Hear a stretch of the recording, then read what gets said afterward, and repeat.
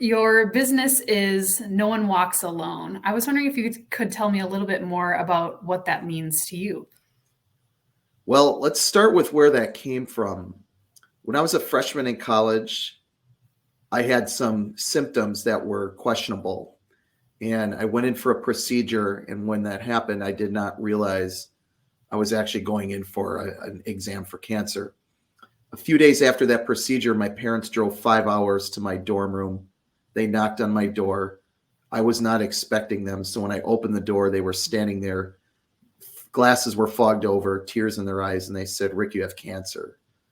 And from that point, I became not just a college student, but the cancer college student. And I didn't tell anybody. It was really important to me at age 19 to keep that to myself and to go through that experience alone. So what I did, there was a hospital directly next to our campus, and I needed to get radiation treatments. I would wake up in the morning, I would go to class, I would have a lunch, and then I would come back to my room and I would walk over to the hospital and get my radiation treatment. And then I'd return back to my dorm room. Sometimes I was really sick and was throwing up.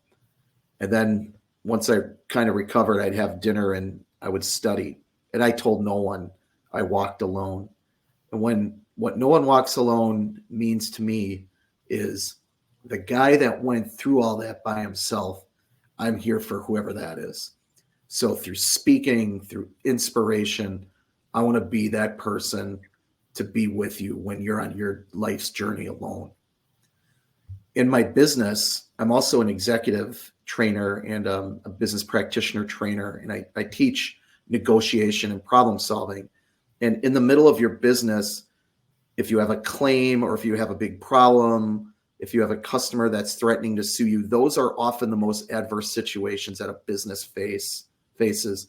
And throughout my career, I trained a number of different people, project managers, buyers, supply chain folks, salespeople, how to negotiate and how to diffuse those types of situations.